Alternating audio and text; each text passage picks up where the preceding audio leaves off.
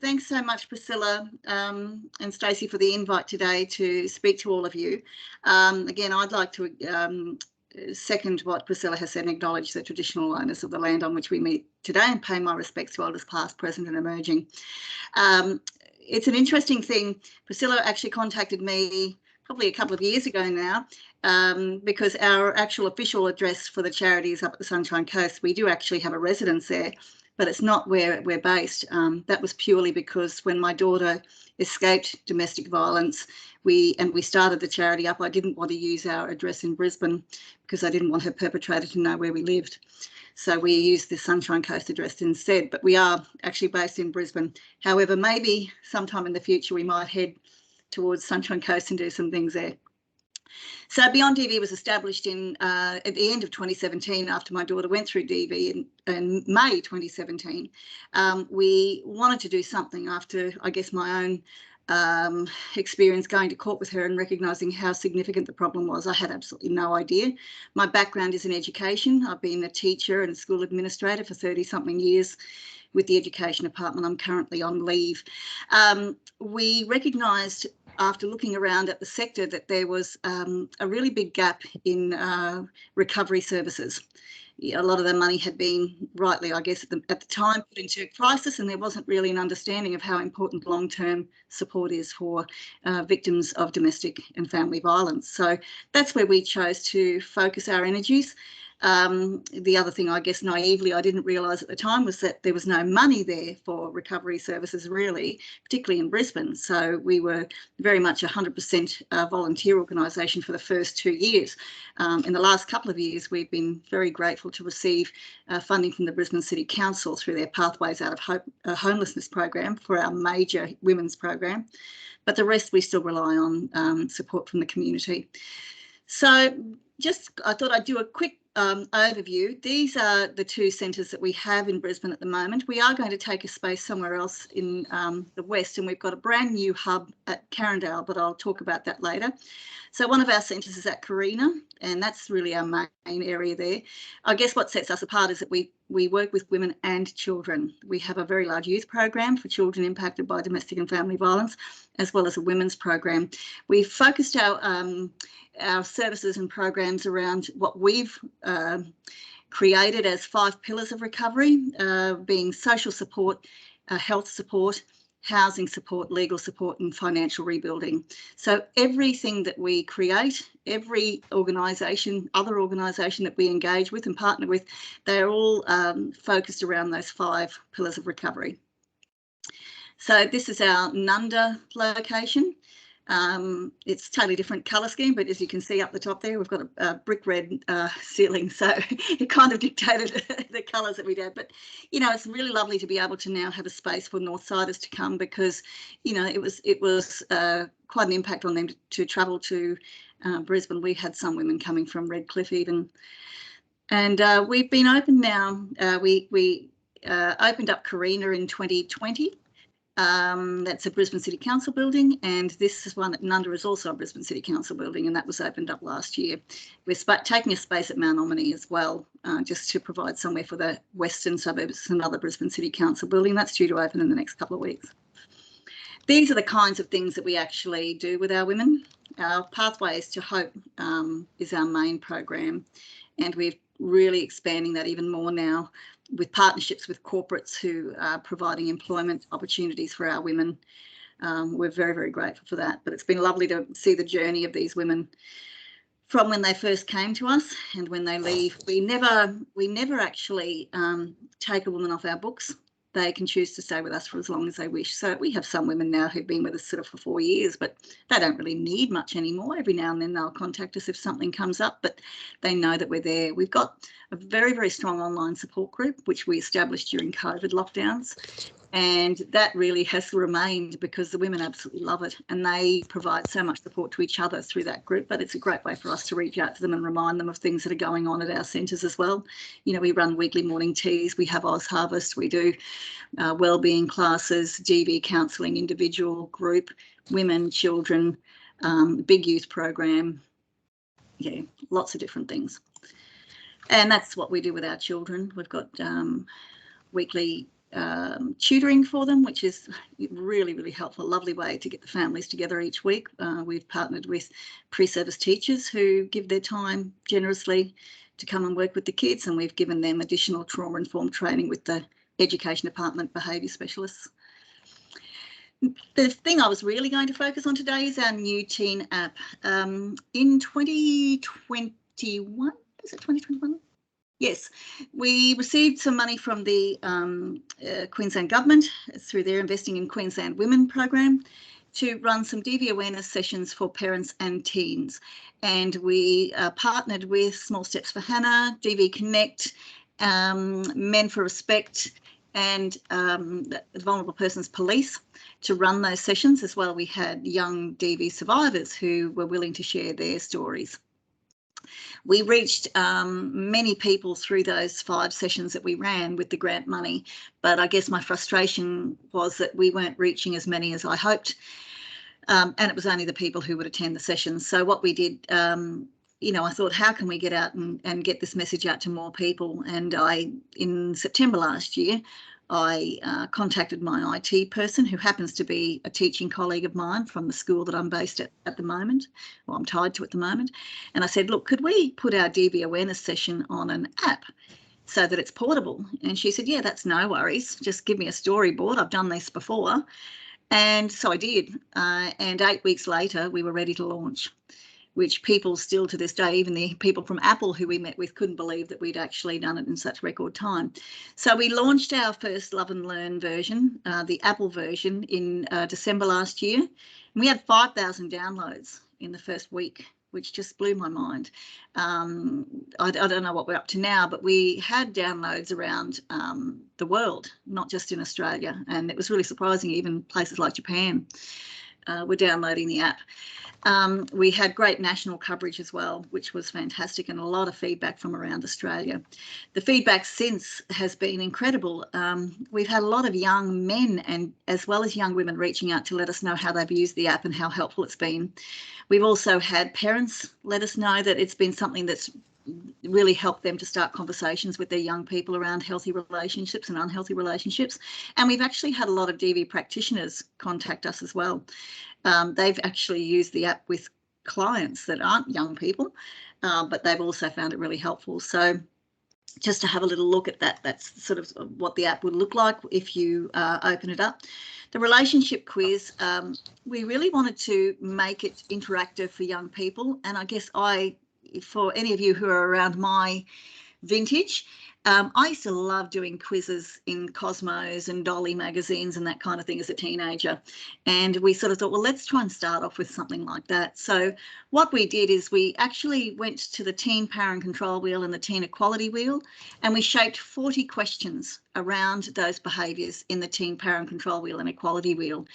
And those behaviours actually shuffle around, and each time you do the relationship quiz, 20 of those questions come out, and they're all around those 2 wheels, and it's a simple yes or no. When they get to the end, it actually gives a percentage, and that percentage then comes with a little comment sort of telling them, you know, well, given the answers you provided to us, this would indicate that you're in a reasonably healthy relationship, but there may be some things that need work, you know, or you're in a very healthy relationship. If they get under 60%, what it does is it actually blocks them from going anywhere else on the app until they click the Find Help button underneath, and the Find Help button then takes them to a whole range of resources. So really important numbers they might need, really important websites that have got more information for them, but also some helpful tips for 3 scenarios. If you're in an unhealthy relationship, if you know someone who might be in an unhealthy relationship, or if you're someone who might be using unhealthy behaviours in your relationship. So they have to at least know where those resources are before it will allow them to go any further into the app.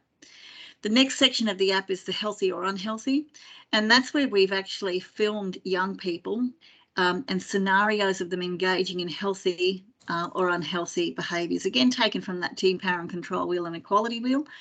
interestingly, we were really, really lucky. Everybody donated their time to actually develop this app, which was incredible. We have one of our clients who went through DV about 6 years ago. Her 4 children were actually awarded with bravery medals for the part they played in saving her from probably death.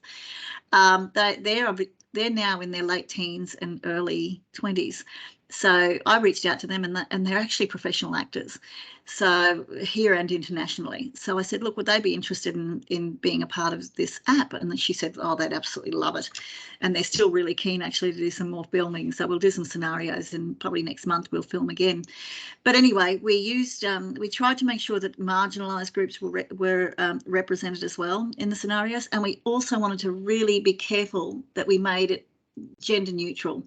So we do have some of the scenarios where young women are being controlling towards young men, and we felt that that was really important because we had heard so many stories, even in our DV awareness sessions, of young men feeling like they didn't know where to go. Their girls were very controlling. They tried to speak to their mates. Their mates told them just to suck it up because the girl was hot. And so we just really wanted to make sure that they had an understanding too, that yes, it can happen to young guys too. So those were the healthy and unhealthy scenarios. So then we have the DV advocates and survivors, and that's where we've got Sue Clark from Small Steps for Hannah, myself, Bernie Quinlan, the head of Vulnerable Persons Police. We've got Rachel Pascoe from R for Respect. We've got Andrew Taucolo from the DFE Prevention Council, and from Men for Respect, Dave Kramer, who was one of Hannah's best friends, and we're going to keep adding to that as well. We also have survivors. We have 3 survivors on there. Sam, who's a lovely Aboriginal woman who she was actually another victim of my daughter's perpetrator. She's a law student. She doesn't necessarily talk about that specific relationship, but she talks about a couple of situations that she's had where she's been as a teenager in unhealthy relationships.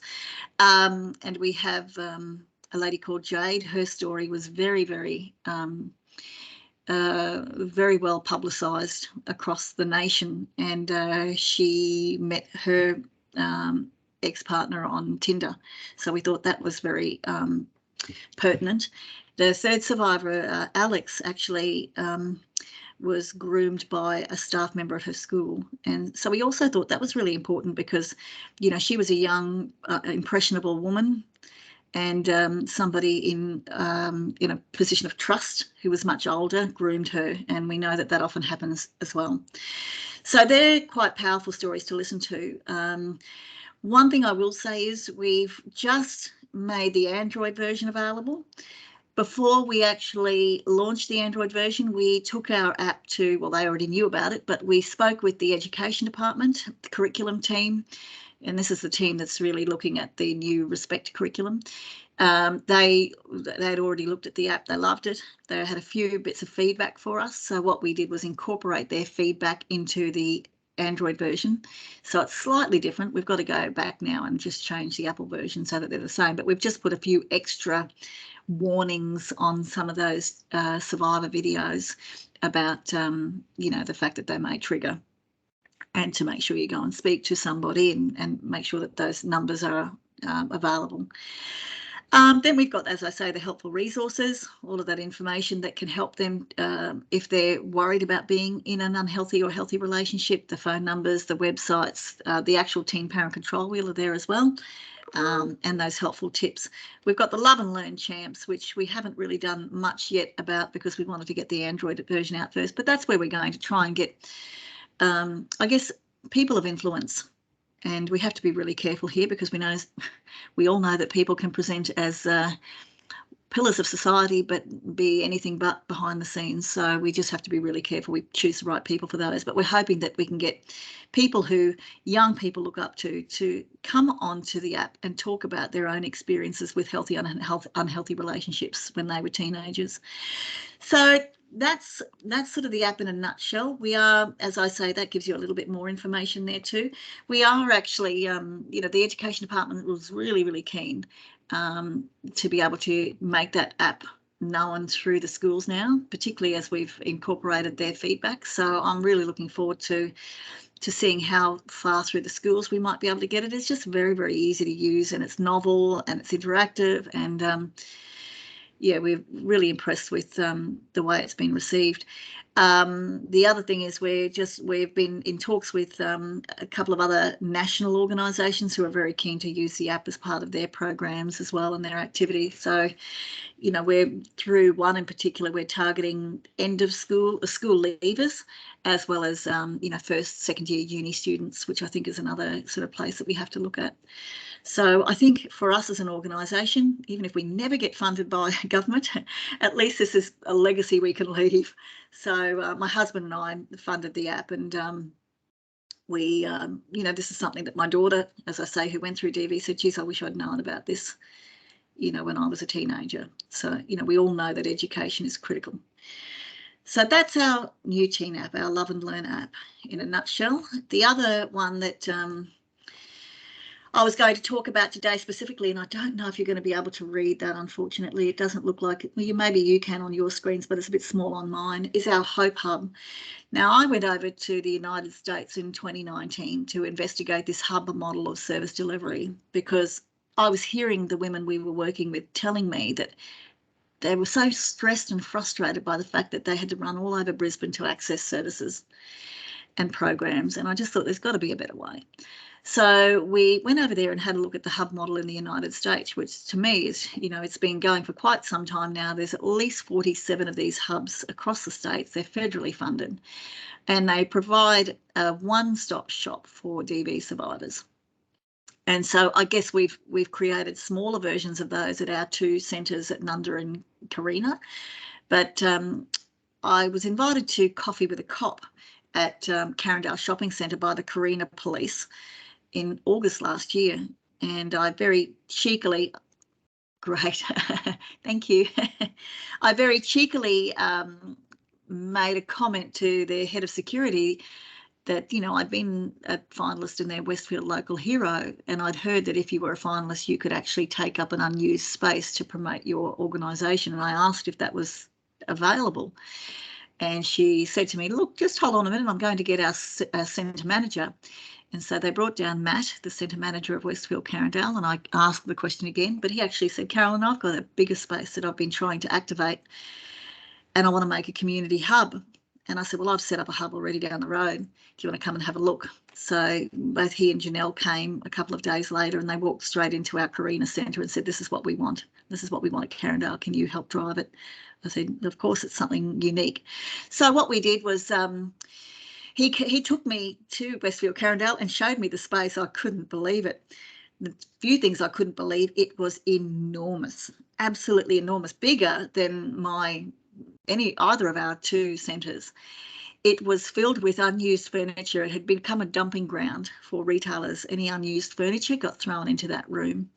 Paint was peeling off the walls. The carpets were all ripped. There were tiles missing from the ceiling. It was just a mess. But, you know, we both had a vision. And in February this year, it got gutted basically. And we now have the most beautiful space where we can welcome community members around two major issues which were of importance to Westfield Carindale: domestic violence and mental health. So we have another organisation called the Sunlight Centre that is there, and they can provide free counselling for women and children and men.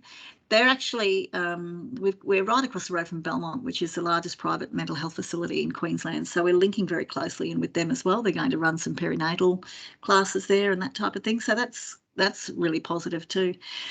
But anyway, we opened just over a month ago. I think we had 74 visitors in our first month. We had about 12 people come to actually access specific support around domestic violence, which was fantastic. What we've done is we've put posters on the back of the toilet doors. In the women's toilets, we have a poster that says, do you recognise any of these behaviours in your relationship? And it just goes through some of those power and control wheel behaviours that are listed. And it just says, if so, if you want to talk about it, you know, come and see us at the hub, and just tells them where to come. In the men's toilets, we've got posters that say, are you okay? And some mental health, I guess, you know, behaviours that may be concerning to them, and again, invites them to come. We've also had a lot of people come who just wanted to find out what we were doing. Some people from the community have come to offer their support and to volunteer their services. We've had groups come to the centre. Our own women from Beyond DV have come there to have a morning tea, which was really lovely on a Saturday, because a lot of our women work now and they can't come to our centre during the week, so at least we can offer that on a Saturday. We've had a group of men come, and they're going to come every month, Men's Walk and Talk. Now, they actually are a group of men that advocate for men getting involved in creating change around domestic violence. So we had a group of 12 men come to the first talk, which was fantastic. They are really excited about making it even bigger each month now. We'll get the police there as well. We'll get, I think we're trying to get the Brisbane Lions boys there to drop into. It's going to be a really positive thing, a place where men can come. They do walks in the community on a weekly basis just to get men to come together. So we feel it's really important we have to include men. What I do say, though, is that, you know, we can still be seeing women in another part of the hub. The hub is actually broken into 3 different zones, and each of them is shut off from the other. And we can take a woman through to our back most secure zone via 3 different pathways, one of them coming from external to the shopping centre, one of them coming through centre management, and one of them coming through next to our front doors. So, you know, a woman doesn't even have to be seen as coming through our front doors, which we think is really unique. We're actually situated right above the police beat there as well. The police are looking to do work there at the hub as well, to do training and that type of thing. And we know that if we get a woman in straight away who needs help, it's just a phone call to centre management, phone call to police immediately. You know, we've got a great relationship with the Vulnerable Persons Police too, and they've just said, you ring us if ever you need us. Just to have that kind of support so readily available is fantastic. When a woman comes to the centre, we do a risk assessment with her immediately. We've been funded by the state government for a pilot the next year to have a hub coordinator there 4 hours a day. And that's all we're doing at the moment. That's all, obviously, you know, it all costs money, but we've got those times advertised on the directory, on our door, on our website, or on our Facebook page. But we've had people come and actually take photos of the times. You know, they've come out of the toilet. We're down a toilet corridor. They've come out of the toilet, they've taken a photo, and they come back at another date. You know, we've had men coming to the hub because they're concerned about women in their lives, that they are being impacted by domestic violence. One story which I absolutely love is a man who came on the first weekend we opened, very concerned about his mother. He'd grown up in an abusive relationship. The mum had had remarried, and their whole childhood had been filled with abuse, and the mother was still in this relationship, and he didn't know what to do. He tried multiple avenues but wasn't getting anywhere. Anyway, we gave him some advice. We kept, myself and the coordinators kept checking in with him, asked if there was any way he could get his mum to come and see us, and he eventually did. He turned up a couple of weeks later with his mum, who'd made an excuse that she was going shopping with him, and then came to see us. And I sat down probably a good hour and a half with her and just went through the parent control wheel, and we really identified so much of what she'd been experiencing for 30 plus years. Then, interestingly, a couple of days later, he came to the hub again with his mum and his sister this time to see us, which was incredible. And we've now put them in touch with the local DV service. Mum feels that she wants to take that step now to actually look at leaving the relationship. So that's not our job. That's not what we're doing. We are basically a conduit. We can give people information around their situation. And we will put them in touch with the relevant people, whether it be the police, whether it be the funded DV service in their area. That's what we see as our role, and also to educate the community around domestic violence. We hold women's wellbeing morning teas each month, where we have a focus on talking around domestic violence, but also around other issues that are pertinent to women: financial issues, health issues, legal issues, etc., housing issues. We also run specific events. We've got the Sunlight Centre running some event once a month. They're doing one on grief, particularly talking about grief after leaving an abusive relationship and how do you deal with that. Another one they're talking about is maintaining boundaries with teenagers. And another one is resolving conflict. So we're providing those for the community. We were also running a sexual violence and consent workshop for mums and young and teen girls in DV month at the hub as well. So I'll show you a couple more pictures. As you can see, this beautiful mural was done pro bono by a local artist. The interesting thing about this is that, You know, when Matt and I decided to do this, he went out to all of his suppliers, all of his contractors, and everybody bought into the whole idea. And so much of the work was done pro bono. So much of the equipment, the furniture was provided pro bono at no cost or at cost price. It really brought the community together in such a huge way. Even the Westfield team, just incredible. We had, you know, Westfield car park attendants coming in on their day off to rip up the old carpet. It was just, yeah, it's just been a really great way to bring the community together. So this is the hub, how it looks, and you can see what I mean by the space. It's just incredible. So we have, if I take you through it, when you come, you go down the toilet corridor and there's a little sign that says where we are, glass doors in there. If the doors are closed, we want to keep it secure. You come through the glass doors and our coordinator will meet and just sit and have a chat. If safe, just in our foyer area. If there's a high risk immediately identified from the risk assessment, we take the person immediately out to the back, even more secure area. We've got duress alarms through it, CCTV cameras, all the rest. The police, as I say, are just downstairs as well, and the Westfield security obviously check in on us too. Then behind that foyer area and the hub coordinator office, you go through another locked door. We've got another consulting room there, which the Sunlight Centre use for their counselling, and we've got a sort of that nice area where the mural is, dining table and a kitchen. You go through a second locked door, and through that second locked door is this huge area here, which has the lounge area. It has a kids play area. It has also 2 other offices that can be booked by DV organisations, other community organisations that deal with vulnerable people if they want to meet with the clients there. You know, the police are looking at that being a place that detectives can actually sit and interview a woman in a really warm and inviting space that doesn't intimidate like a police station might. And they know their kids can be there playing, they can grab a cup of coffee, they're totally safe. So, you know, we've also opened that up to other organisations to meet with clients there too. It's a prototype. You know, it's something new at the moment. From what we're seeing, it's really been well received. It's blowing me away how many people are coming to the hub and saying, oh, I've just in the toilet and I read the back of the door and I needed to come and see you. You know, I think I'm in an unhealthy relationship. It's like, oh, thank you. That's exactly what we want. The other thing, you know, the word is starting to get out too. We had a retailer from the Brisbane CBD ring us the other day. He had a client with him who he wanted to send to see us. So that's not even in our centre. We've been going around visiting all of the retailers in the last couple of weeks, taking a welcome pack around to them. And interestingly, the feedback has been incredible, and lots of managers, particularly in the women's clothing stores, actually saying to our coordinators, I've got a few staff in mind that I'd really like to send to see you.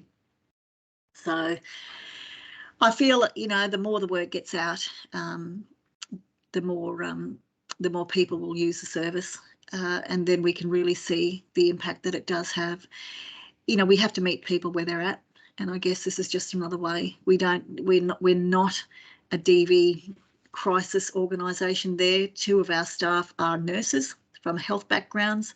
Both of them are highly experienced with DV as well. The 3rd staff member is a social worker who's come through one of the most highly regarded DV organisations in Brisbane.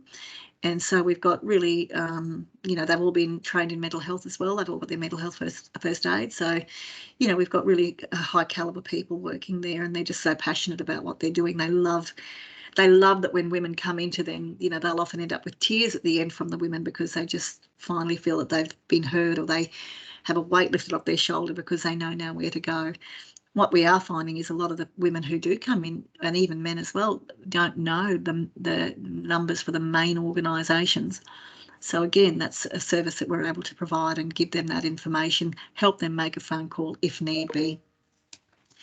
So that's our Hope Hub, which I absolutely love. I actually went down with my husband to Sydney. Had to go down for work a couple of weeks ago and met with the General Manager of Leasing for Australia at Westfield, and the Communities Manager for Australia, and they're looking at this very closely to see how successful it is. You know, it is a prototype. There is that potential that this kind of model could be rolled out around the country, and it can be rolled out to other centres as well. There's nothing stopping us from rolling this out at other centres around the country, and we'd be looking to partner with organisations that are local organisations that are there, that have got their networks of support. You know, but obviously we've got so many policies and procedures, risk management, you know, policies and procedures and things now, that, and all of our templates for what we use, that could be easily replicated elsewhere. So that's it in a nutshell. That's what we're up to at the moment. And yeah, it's you just, I guess you've got to always keep your eyes and ears open, because you never know when an opportunity might pop up that you never expected. But it was just something that we couldn't say no to.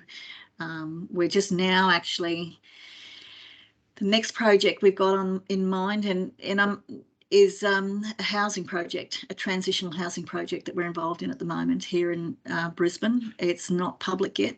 We're going to be announcing it in the next month at a big event that we're having. But you know, again, it was another opportunity where a Brisbane philanthropist reached out to me last May. A man who contacted me through Facebook, through our website, and I was very suspicious because he was asking me lots of questions about the charity and about my daughter's experience and all the rest. But in the end, he said he wanted to help us build housing for transitional housing for women and children. So when we actually found out what he was doing, we again could not pass it up. So that will be coming online at the end of the year, early next year. And again, that's another model, because it will be housing with all of our wraparound services within 10 minutes. So anyway, that's the end from me, and thank you again for having me here today. Thanks, Carolyn. That's incredible. I know we're 5 minutes over, but does anyone have any questions or comments, Carolyn?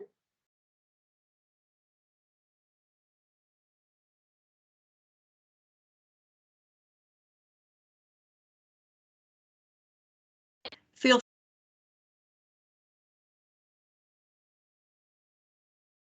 Your mute's bounced back on. Sorry, Carolyn. Is that better? Okay, great. Yeah. Feel free to reach out to me anyway. Any of you, if you've got any questions about what we're doing, through our website or our email address or my phone number. I'm always happy to collaborate with other people and share ideas, because at the end of the day, it's really about how many people we can help. Yeah, thank you. We've definitely found that, Carolyn.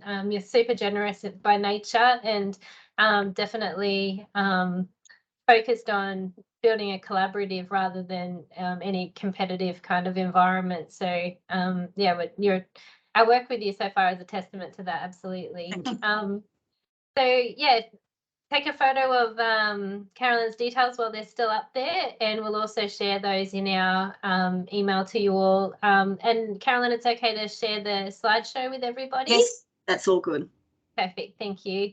And once the recording is uploaded, we'll let everybody know where and how to find it. So I'll stop recording now, actually. But yeah, we'll finish up there, and we'll see you next month for our next Lunchbox talk. Great. Thanks, guys. Thanks for having me. Take care all.